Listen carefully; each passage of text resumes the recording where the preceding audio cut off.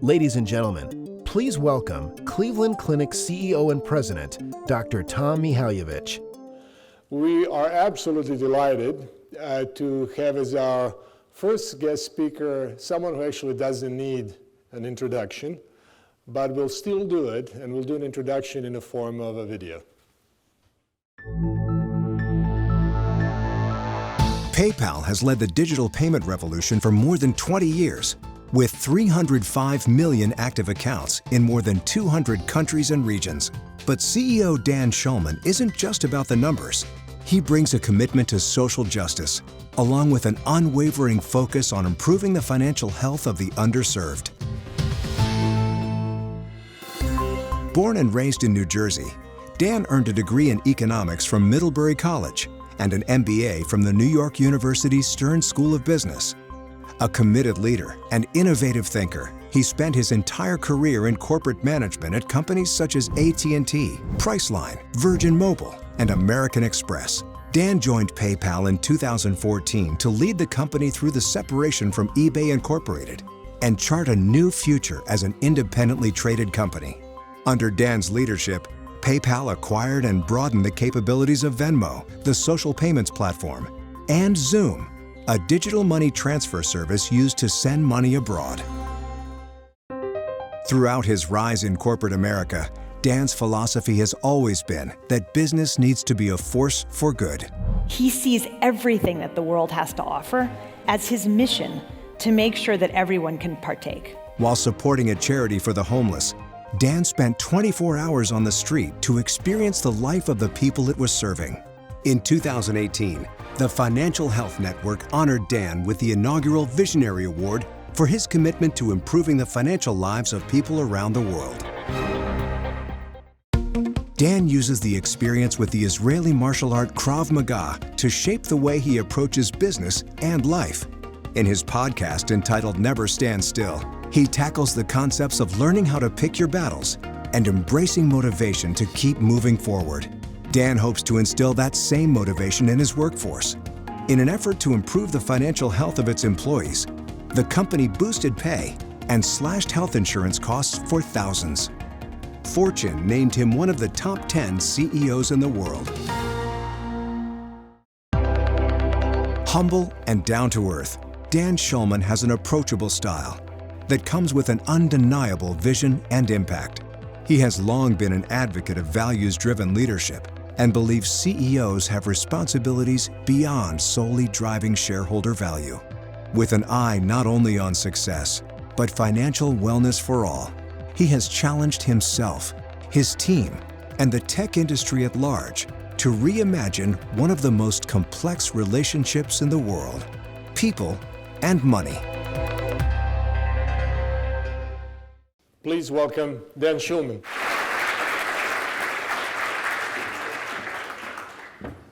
Thanks. Welcome, please.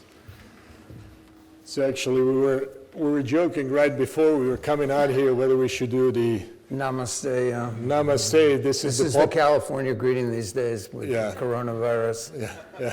New York, it's more of a aggressive elbow touching, but it's different in California. Yeah, it's different in California. So welcome to Cleveland Clinic. Thank you. So as we were speaking a little bit before, you said that you've been to Cleveland a few times. They were always very, very short trips, but now you came a little bit earlier today. You had a chance to drive through our city, get to Cleveland Clinic. Any impressions? Yeah, I think, well, first of all, thank you for having me, and thanks everybody for being here. It's such a pleasure to be a part of this and to talk with everyone. I think, I've spent a lot of time actually traveling all over the world. Last week, I gave a speech in Huntington, West Virginia, which is where Marshall University is. And as you can probably remember, Marshall University had that tragic crash numerous years ago, and they established this lecture series around that. And I was walking down the main street. They had to move it to the Arts Deco Theater to hold the crowd that was there. And I was walking down the main street. It's a gorgeous main street, grand buildings. And I would say maybe 80% of the businesses were shuttered. I think you walk down a lot of the streets in our country, you see people struggling to make ends meet. I don't think that's a headline these days. In the world that I work in, which is trying to bring financial health to all citizens, not just have it be a privilege for the affluent. In our country, there are 185 million Americans that struggle, that are financially distressed. They worry about, their dreams or dreams for their kids. Half Americans don't have more than $400 of savings. 2/3 of Americans struggle to make ends meet. And so just, on the drive down here, it's just another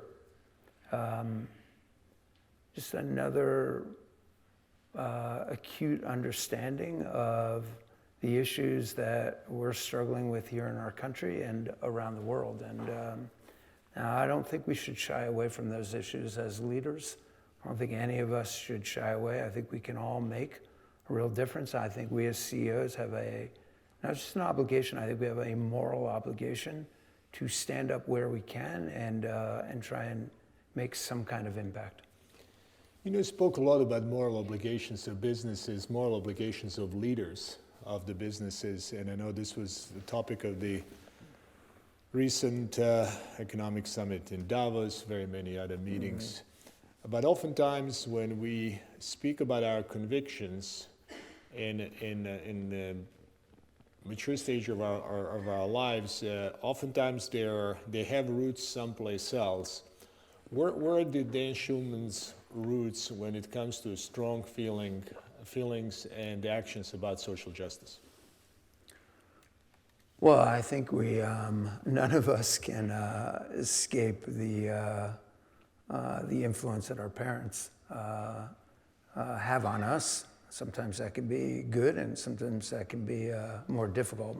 For instance, my mom was the associate dean of the Graduate School of Psychology at Rutgers University, and she would always have, her colleagues over, these esteemed psychoanalysts, and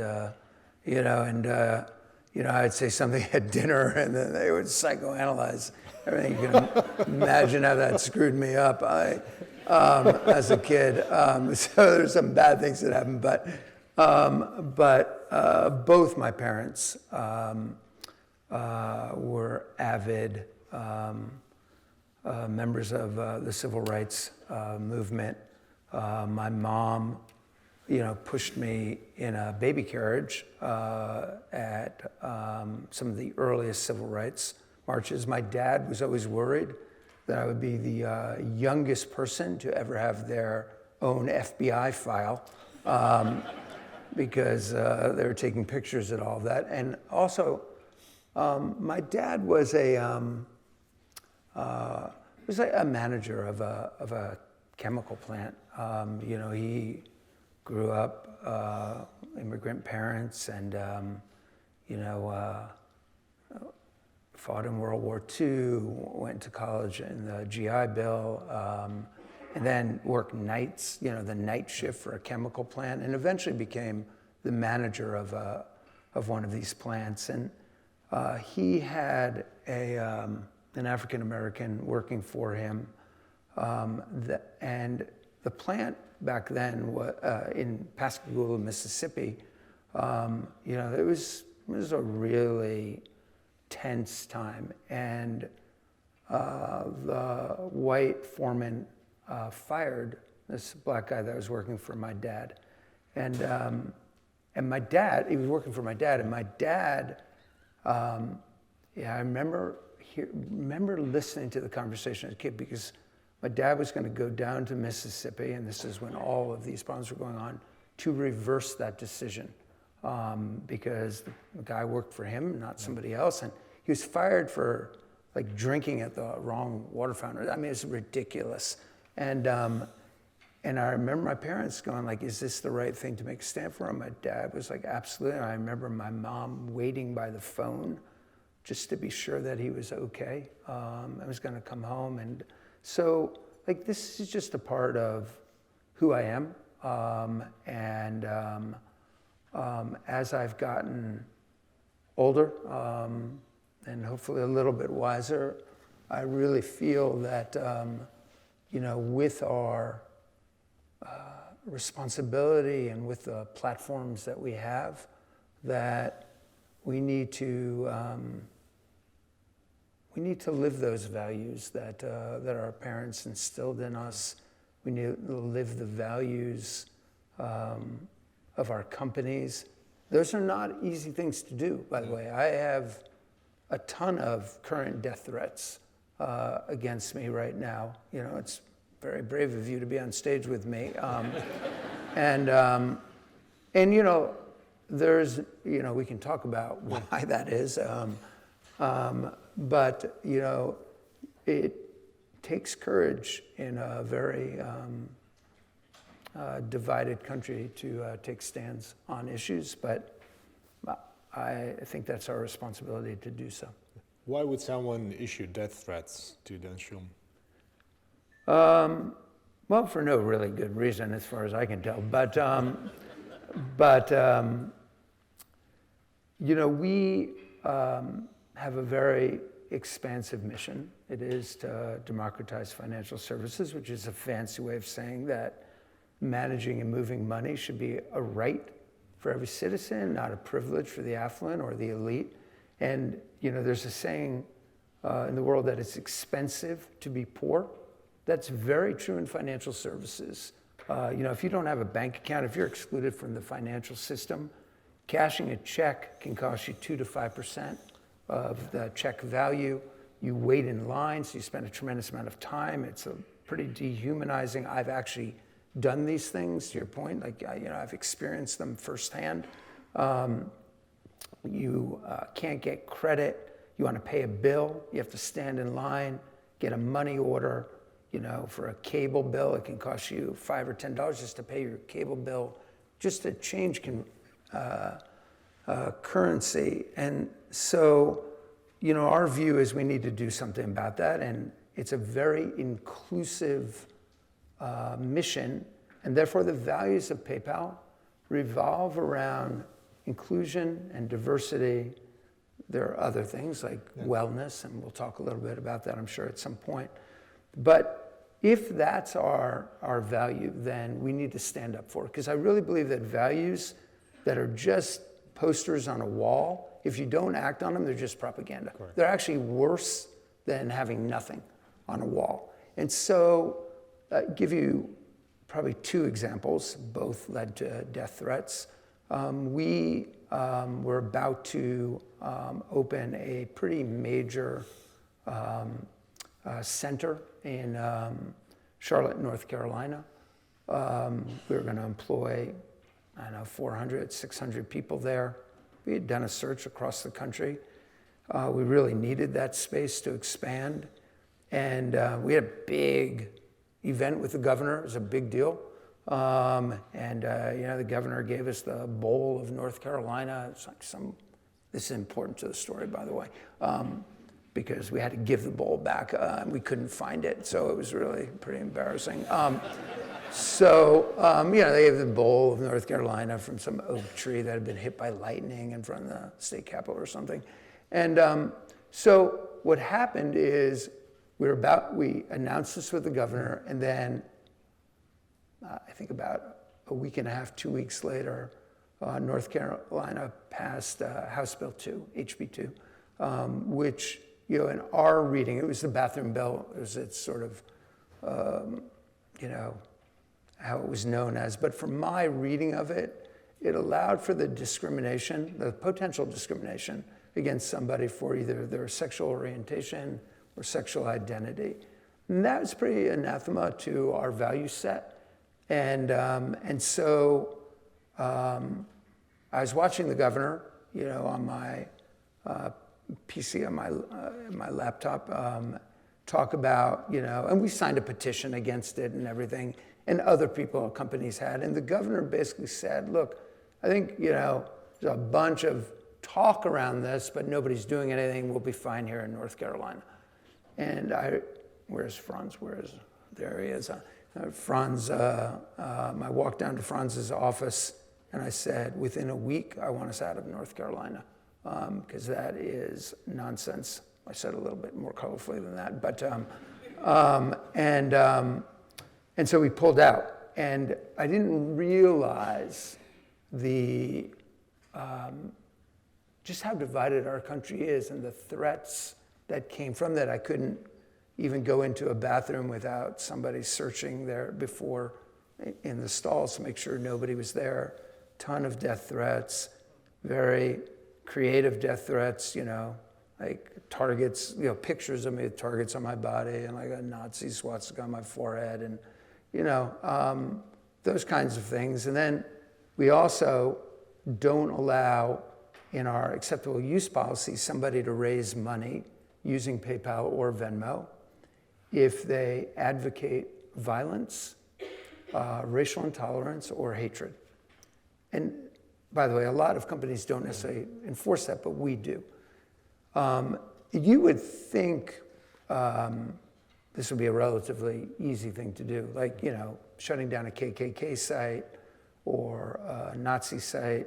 But there are a lot of people who have very strong feelings about these things. And so when Charlottesville happened, and the protests, and we started shutting down a lot of these sites, I got a ton of threats on that as well. And the difficult thing in the cultural wars, and I want to be very careful here, these are not political things. Like I'm pretty much of a centrist when it comes to politics. And I don't make what I would consider to be either Republican or Democrat, right or left things. I basically try to make decisions based on values. And like for me, pulling out of North Carolina, like was all about like there's no room for discrimination in our country. Like we're built on being a country that does not discriminate. And I think it's a very slippery slope when you start discriminating against one party or another, because who knows where it could wind up. And it's not a red issue or a blue issue. It's a red, white, and blue issue. It's American values, and it's company values that we stand up for. And they're not always easy because, hatred, nobody defines what hatred is. Like, they don't teach that to you in school. Sure. Like, where's the difference between hate and free speech? It's very, very difficult to ascertain. I know you can't yell fire in a crowded theater. That's sort of like, that's it. That's where like the end of your sort of education is. But what constitutes hatred? And I think we have a responsibility as a company. If somebody is using our platform to have values and be consistent in those values in trying to promote civil discourse and being respectful. And by the way, it's not easy to do because a lot of people use code, like 1488. Like if somebody sends you a Venmo or a PayPal with $14.88, that's code. 88 is eighth letter of the alphabet is H. 88 is Heil Hitler. And 14 are the 14 words in the white supremacist code. So there's a lot of code that you need to know and understand that comes around, but there's a lot of hate out there. And I think we have a obligation to our employees, to all of you, to the discourse in our country, to take a principled stand, to take a consistent stand. And we'll do this on the left and the right, by the way. And I'll get threats from both, which tells me we're probably doing it about right. But that's kind of why you can probably easily understand why you get death threats. based on That's that. amazing. Well, thank you for standing for what is right. And it's evident from your career that you have had a phenomenal career in corporate America. And I think if I were to look at what you stand for, there is one part that evolves around the values and greater good, but the other part evolves around the technology and the use of a technology to liberate our potential to contribute to the well-being of as many people as possible. Mm-hmm. Can you speak a bit about your career, because you have had several stations in very established companies, you've done really, really well, but you kept on moving. And what is, so to say, the knowledge and the skills that you have acquired in the journey that allows you to do what you're so passionately describe today? Well, there's a lot in that question. First of all, I think, the world is changing incredibly quickly in front of us right now. I mean, all of you probably feel that way. Certainly, you probably feel that way. I know I do. I actually think the very nature of change itself is changing. It's just things are happening more and more rapidly and quickly than ever before.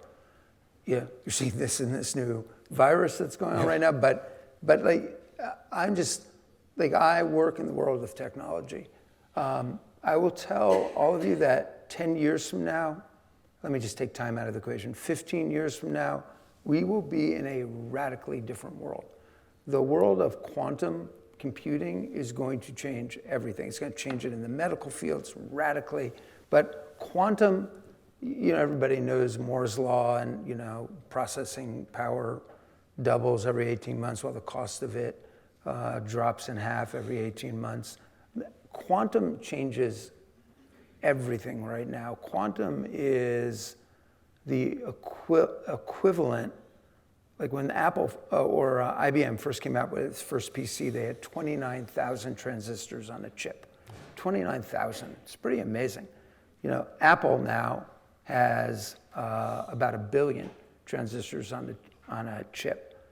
You're basically talking about, with quantum, the equivalent of 1 quadrillion transistors on a chip.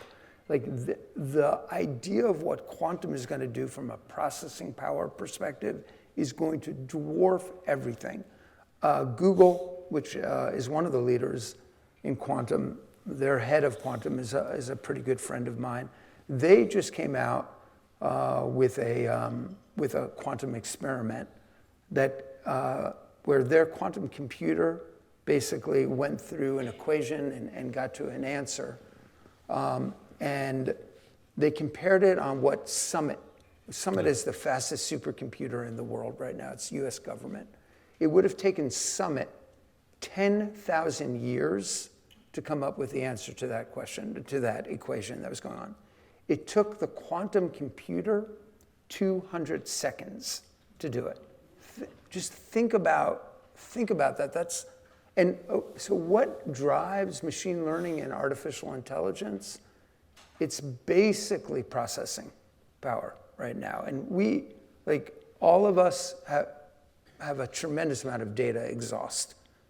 If any of you use Facebook on average has, I think it's 120 digital books of information on every single person who uses. A digital book is like 150 type pages or so. So they have 120 of those books on you.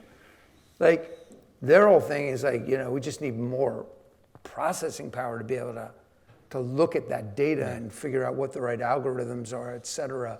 You're thinking about algorithms and how to use it. Quantum changes, and once quantum is in place, the data explosion is in place. You've got all sorts of new 5G technology coming out on the wireless side that moves computing out to the edge, enables the Internet of Things to happen. So you'll have multiple billions of devices collecting information. This is, in 15 years, the machine-human interface will be practically indistinguishable. So that's how fast all of this is happening right now. And so if everything is happening so quickly, I think the key to success is not thinking you know it all, but thinking that you've got to constantly be a learner. One of my favorite sayings that my dad said to me, I don't know where he got it, was, son, you're born with 2 ears and 1 mouth, use them proportionately. And I just thought it was such a really profound thing. And I think listening, trying to learn, trying not to be dogmatic, constantly challenging yourself, never standing still on anything, I think is crucial to being successful in this world. I think the biggest impediment to future success, that's something that all of us can learn, is our past success. Sure. Because you tend to want to extrapolate from it in a discontinuity, where you're going to have discontinuities in the future. So you can't extrapolate. You have to reimagine what could be, not extrapolate from what was. So let me ask you then a concrete question, something that is obviously in your world: quantum computing, phenomenal computing power, artificial intelligence, machine learning, different platforms, democratization of technology across the world. What does it mean for the future of financial industry? Finance industry, transactions, is cash still going to be around? How do you see a future 5 years from now? Yeah, well, I think, there's been sort of one pundit after another that's been wrong about the demise of cash. So I'm not going to be one of those. Sure. But there are 2 massive trends going on in the world. One is the explosion of mobile phones, and pretty much now everybody has all the power of what was a 1988 Cray supercomputer in the palm of their hands. And so the distribution problem has been figured out. You've got billions of smartphones. I think there's 1 billion new smartphones coming out every year into the hands of people. The cost of those smartphones, like in India now, the cost of a smartphone is like $25.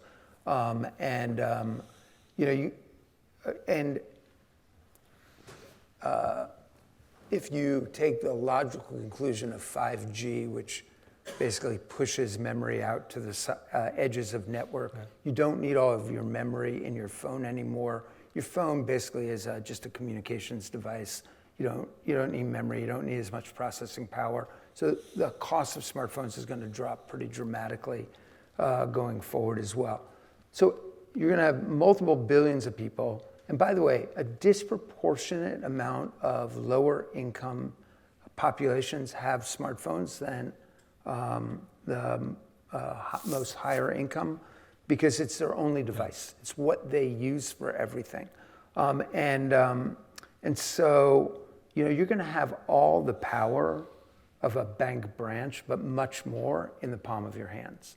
You're going to be able to have budgets automatically calculated for you, all of your transactions categorized, sorted for you, savings optimized for you. You don't need to stand in line anymore. All of the middlemen in the middle of these transactions, like if you do a international remittance, which is so important for so many countries, immigrants come, for instance, to the United States, send money back to the ones they love. Anywhere between, I think it's 8 to 15% of that can be taken by traditional money, international remittance providers. If you did that wallet to wallet, I say wallet to wallet, I'm talking about digital wallet to digital wallet. Basically, that's both instantaneous, and you do it at a fraction of the cost, maybe 2-3% of that, as opposed to 10 to 15%. Probably it should be lower than that, but that's where it's at right now. And so you'll be able to save money, you'll be able to have much more financial literacy, you'll be able to save time, and then there are all sorts of innovative ways of thinking about cash flow and credit that we've never even imagined before. Most people don't spend more than they earn, but they have a cash flow problem. It's very uneven. And so they need times to get by, but most people don't have access to credit. You know, we have a working capital product for small businesses. And we do, I don't know, $1 billion to $2 billion of working capital loans a year. We're probably the third largest provider of working capital to small businesses in the United States. We don't look at credit scores. We look at our own proprietary algorithm. And interestingly, 70% of our working capital loans go to neighborhoods where 10 or more banks have closed branches. Where do banks close branches? In neighborhoods where the average income is below the national average, because banks need at least $20 million of deposits to have a profitable branch. But we can lend there. So we lend disproportionately to women-owned businesses, minority-owned businesses. And the incredible thing is when we give somebody a working capital loan, their sales on average go up 22% versus a control group of 1% to 2%. So those kinds of financial transactions that use algorithms, that use data and information, that use mobile technology, because you get approved, by the way, in seconds as opposed to weeks, are making a real difference in those neighborhoods. And those are the kinds of things that I'm encouraged about as I look forward. What is the limitation for PayPal to scale up its business, and how do you envision a future and an intersection, if there's going to be one, or the future of banking? How do you think that an entire banking industry is going to evolve? I mean, it's clear where you're heading, but how do you think about a kind of a greater ecosystem? Yeah. Well, you know, PayPal operates in a great market. The world is digitizing. E-commerce is rapidly exploding around the world. You know, we, as you said in the video, which was very nice, by the way. You'll get a copy of it. Yeah, thank you. My mom will appreciate it. That'll offset the death threats that she is not happy about. You know, in that world, you know, we are basically doubling our business every 4 years or so. So we went from 150 million to over 300 million users on our platform. You know, our revenues when I came in like 5.5 years ago, I think we're 8 billion. We wound up last year at about 18 billion of revenues. And so, you know,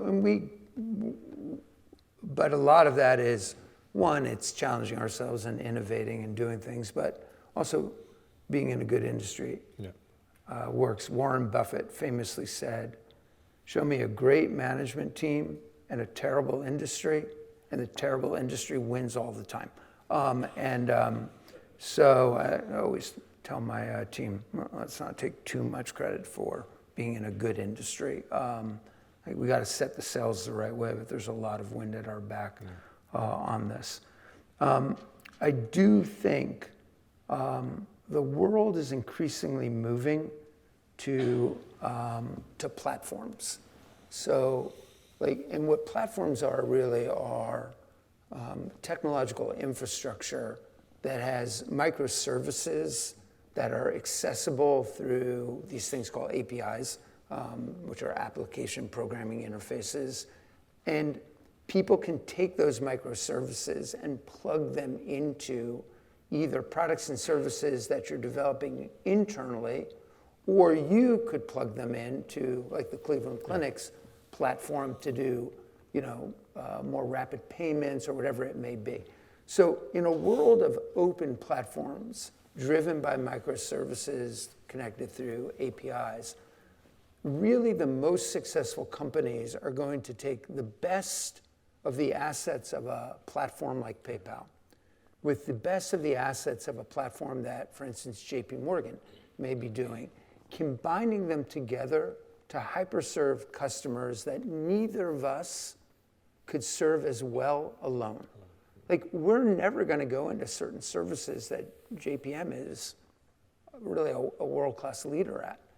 We're never going to go into insurance sort of things that, but can we partner? Can we utilize a platform? Can we use a common app? The answer to that is absolutely yes, and we're already starting to go and do that. It is challenging, not so much technologically, but it's challenging from a management model perspective, because we all want to own the customer, we all want to figure out how economics are split out. But if you really are a customer champion, if you want to serve customers better than anyone else can do, you need to do it in a partnership model. Yeah. So let me just ask, just right before I was coming to meet you, I was going over the script and preparing for our conversation, so I contacted my junior advisor, who's my daughter. Oh, yeah. I have 14-year-old twins, and they're in England, so I was speaking with my daughter, and by the way, I said, I'm going to interview a guy from PayPal. Then Schulman said, oh, this guy with the Carolina thing? He says, you did a great thing, so great credit for what you've done. Just Thank so that 14-year-old in the UK knows what you've done. And I asked him, okay, so now tell me That's what cool, by the way. Yeah. I tell him, so what should hi back for I me. said, what should I ask him? I said, that's easy. He says, he's pushing this digital thing. Is it hackable? Yeah. How safe is it? And why doesn't he scale it up faster throughout the world? So this is a 14-year-old Yeah. asking Dan Schulman about, is his digital platform actually vulnerable? Yeah. So first of all, if you don't worry about cybersecurity, your head's probably not screwed on the right way. Everything in our world is software now.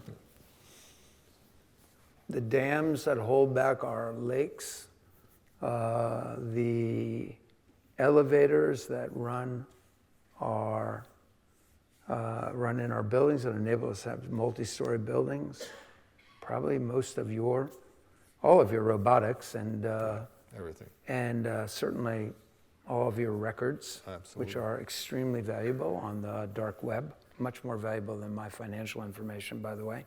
So I'm going to turn the question back on you in a second. But here are some of the stats. The identity of a consumer is stolen every 2 seconds. So there is one consumer identity stolen every 2 seconds. So there are over 1 billion identities stolen last year.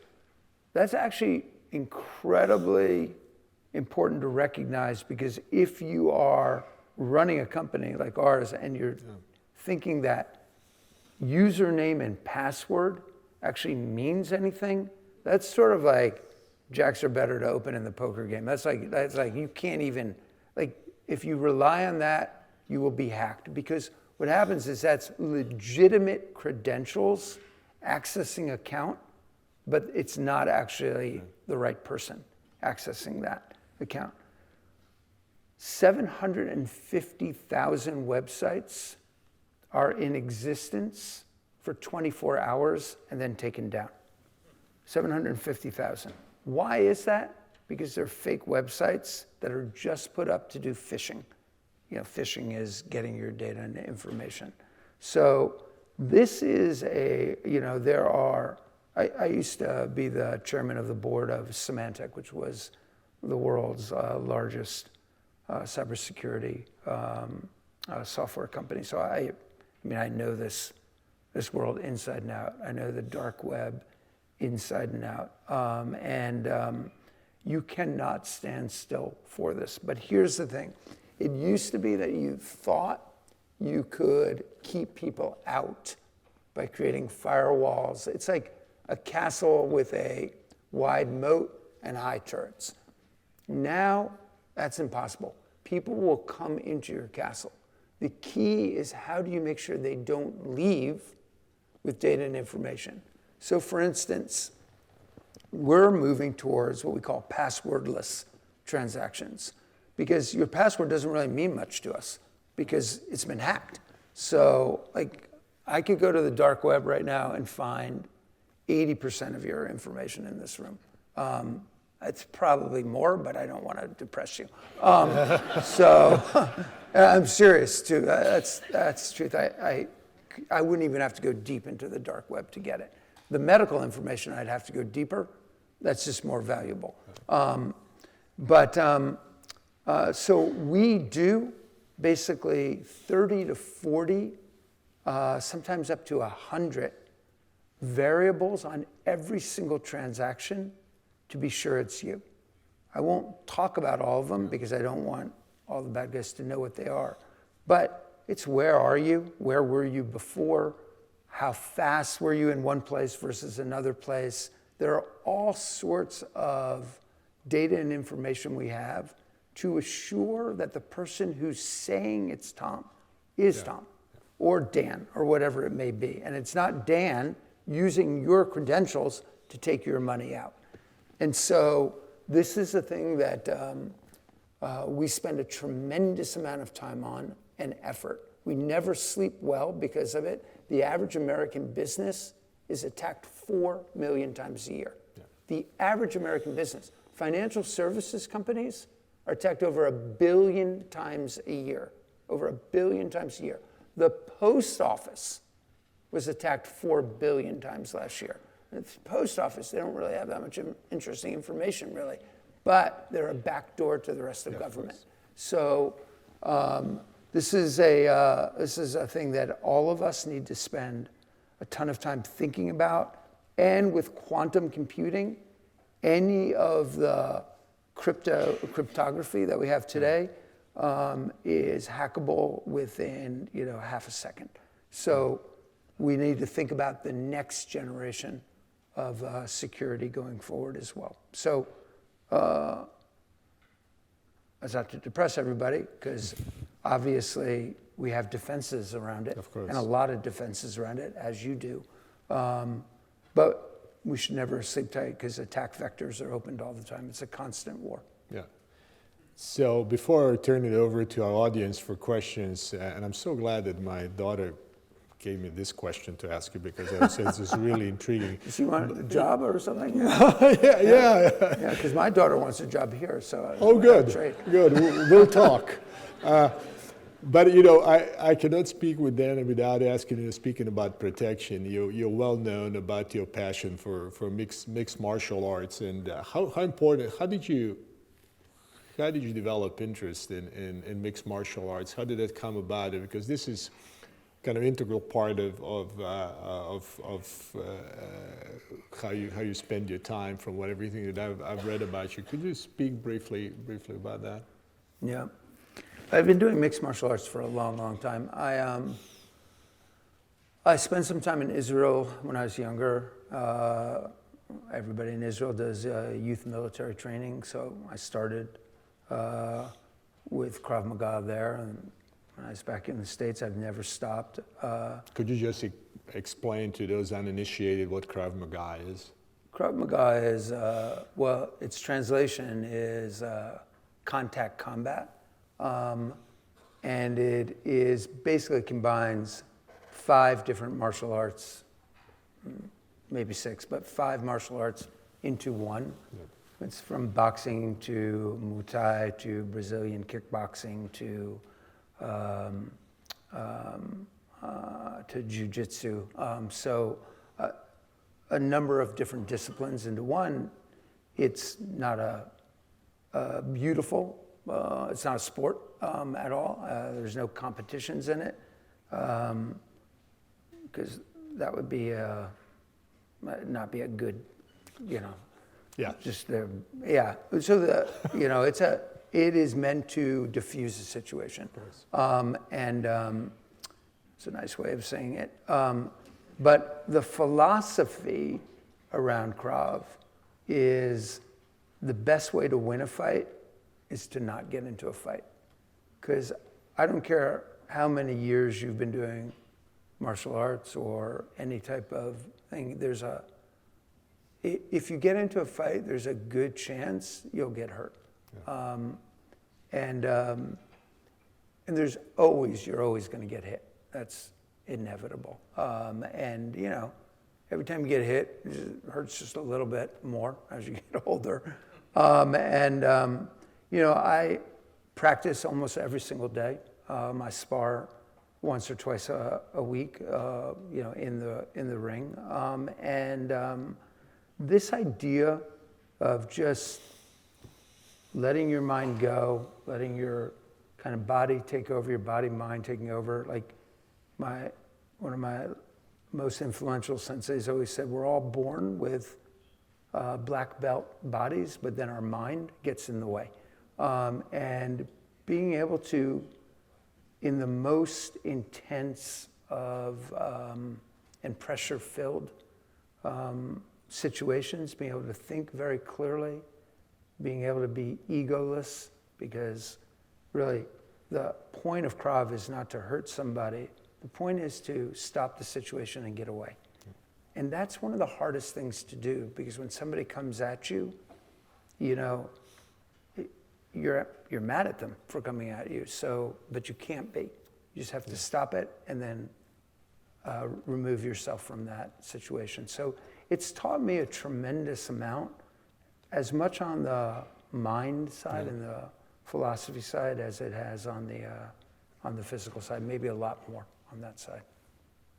Thank you, Dan. So I'll turn it over now to our audience. I think we have a first question coming from the microphone on that side. Okay. So when you said about the quantum and when you're stating about things processing so quickly, what about as far as like investments and retirement? Because hackers are not going just for banks. They're going for retirement funds. They're going for investments. Whatever you have, whatever they can find, they can take. And then you're just wondering, what do you have to live on later, or having to work past 65, 70?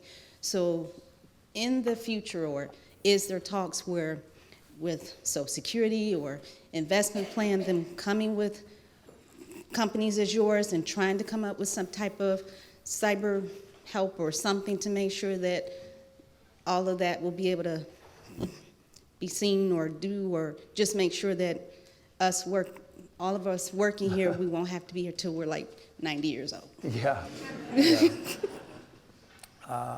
Should only work till you're 90 if you want to work till you're 90, not be forced to, especially because of some sort of cyber event. I'd just say, look, you know, cyber has entered, you know, it's definitely the fifth frontier of war of the military right now. I mean, cyber is what the military uses instead of, you used to do bombing of command and control. Now you take it out with software. You know, when the Israelis blew up the nuclear reactor that the Syrians were building, and this is, you know, now all unclassified or declassified information, you know, they sent in 5 fighter jets over Turkey, came in perfect, bombed it, destroyed it, and got out. The amazing thing is not one Syrian MiG was deployed or one missile was fired. And that's because the Israelis had taken over the radar and rendered the sky, you know, empty. And so that's much more effective than bombing it, letting everyone know you're coming, and then doing a bombing run. So cyber has become, you know, a thing that everybody thinks about. I will say in the financial services industry, we spend a tremendous amount of time with, as you do in the medical industry. We can't talk about all the different things, but we're very cognizant of the value of the information we have. And we do a ton of things that probably would never even imagine to protect that information. And so I would say, you know, you can rest pretty easy that we will keep all of your, because money is really data information, right? That's mostly what it is. It's like you wake up and you look at your bank account, you're not carrying all that money. It's just data and information.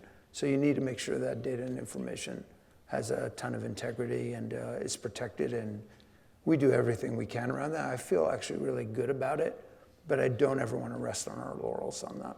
Sure. A couple of years ago, it seemed like you guys pivoted your strategy to partnering with companies that had historically been competitors. Visa, MasterCard, Facebook.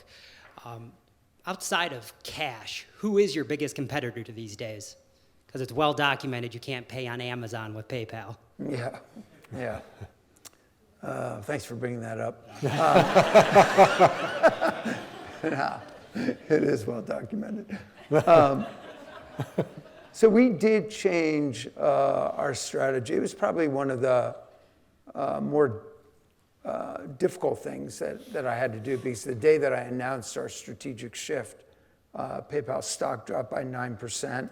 And the first headline that happened like a minute after our stock dropped by 9% was Schulman's strategy, called into question as stock drops 9%. And I was like, okay, well, typically strategies take more than like 5 seconds to play out. But give me a day at least, maybe a month or two. But what we did, the strategic shift, was to create ourselves and be an open platform. And just like I was talking about before, open our services, both branded and unbranded, to both the financial services industry as well as tech platforms. And we have announced, 40 or 50 major partnerships around the world. And I think it's one of the biggest reasons for our growth. And, our stock, since we split, is up something like 250% since then. So it's actually paid off despite that dip of 9% the day we announced it, although there's courage to announce that. So I think, I do think probably the biggest competition we still have, even though you say don't say cash, is probably cash. 85% of the world's transactions today are done in cash. And a lot of that is just momentum and lack of understanding of different ways. And there's also some privacy issues in there. There's a number of different things to think through on that. For the most part, we work with companies around the world. Even with Amazon, we have partnerships in different parts of the world with them. We're always going to be a little bit of services we offer and services other companies offer. There's always edges where you compete. But there's much more, I think, today, complementary things that we can do together. Like, for instance, Facebook really doesn't want to go into the regulatory arena or the balance sheet exposure that a PayPal has. We've done 20 years of fraud management. We do over 1 billion transactions through our platform every single month. We see what those are.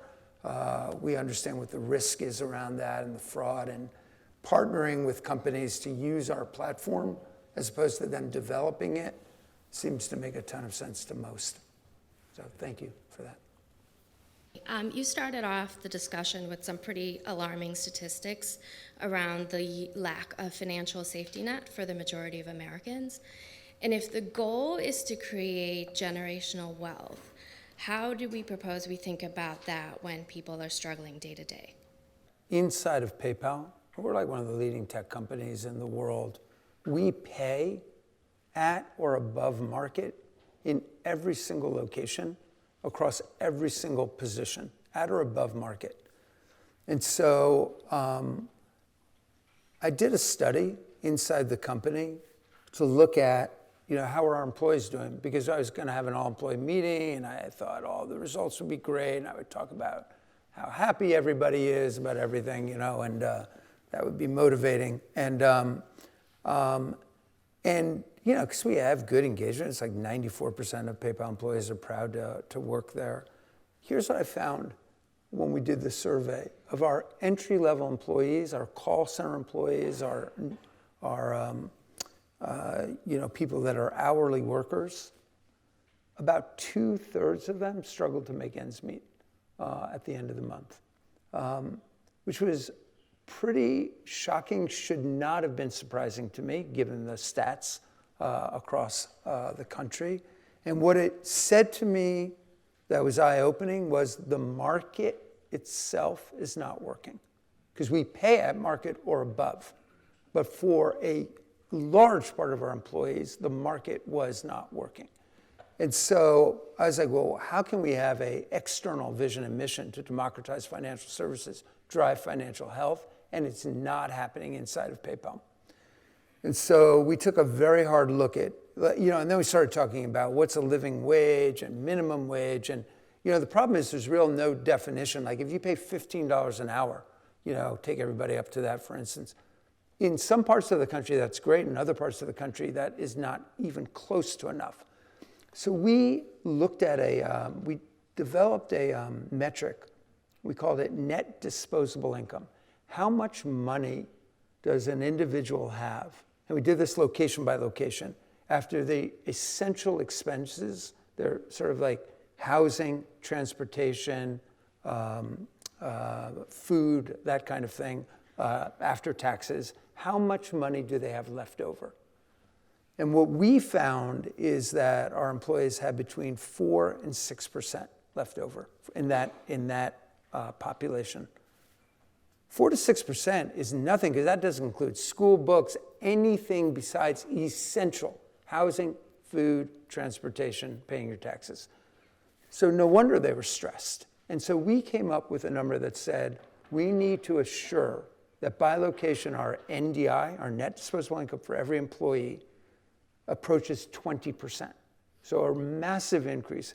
And what we did is we took salaries up where we needed to, but we did two other things that were really impactful. We took the cost of health benefits down by 60%. And by the way, that was a huge thing. Like, we talked a lot about this. 60%, our employees were choosing between putting food on the table or their kids being covered for medical expenses. That gave a ton of money back, because benefits are like a regressive tax. Tom and I pay the same for our health benefit that an entry-level employee does.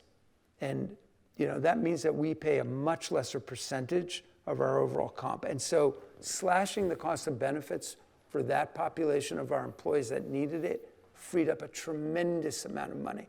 Then we also made every single person at PayPal owners of PayPal. We gave them restricted stock, time-based, vested stock that made them feel a part of the company, that they could share in the success, and they can be eligible for that every year. That brought up net disposable income. And then we, by the way, surrounded the whole thing in a financial education program, like literacy. Like, this is the first time most people have had stock. Like, how do you invest? What do you invest in? How can you drive savings? I could not wait to announce this. By the way, it costs us quite a bit of money. And my view is, as a CEO, I serve multiple stakeholders.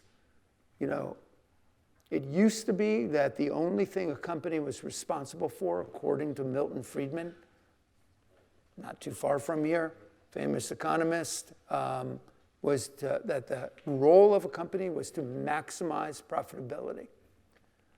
My view is that the number one constituency that I serve, and I serve customers, I serve regulators, I serve shareholders, I serve employees. The number one constituency is employees. Because if you have a noble, inspiring mission, you have a diverse workforce, and you have a financially secure and financially healthy workforce, then you will attract the very best talent to your company. And nothing is more important than having the best employees. I don't care what your strategy is. If you don't have the best employees, you won't win. But if you do, then you will serve customers better than anybody else. If you serve customers well, regulators are happy. And if you serve customers well, then shareholders over the medium and long term are happy as well. And so I really feel like all CEOs, and we are studying this right now, every bit of data. What does health look like for those families? Because now they have this. What does education look like? What's the community impact?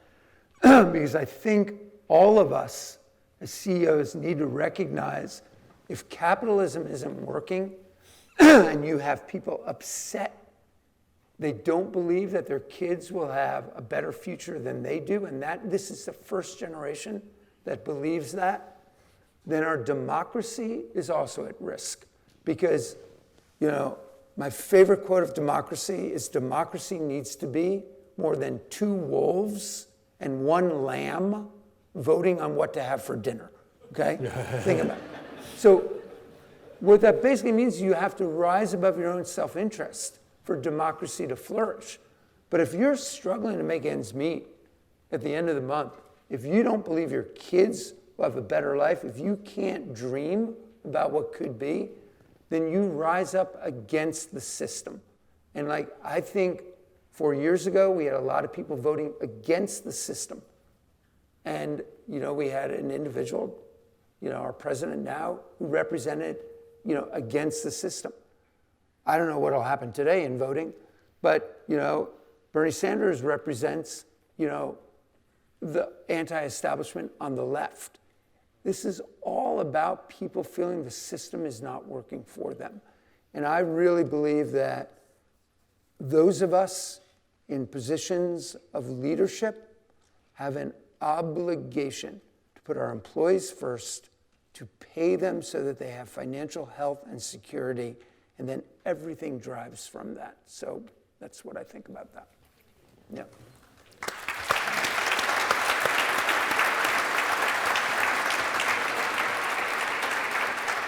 That's all I got. Yeah. Dan, thank you so much. Yeah. Thank you for your time. Thank you for being here. This was not only thought-provoking, it was truly inspirational, and we cannot thank you enough for being here at the Cleveland Clinic. Much appreciated. Thank you. Thank you, everybody.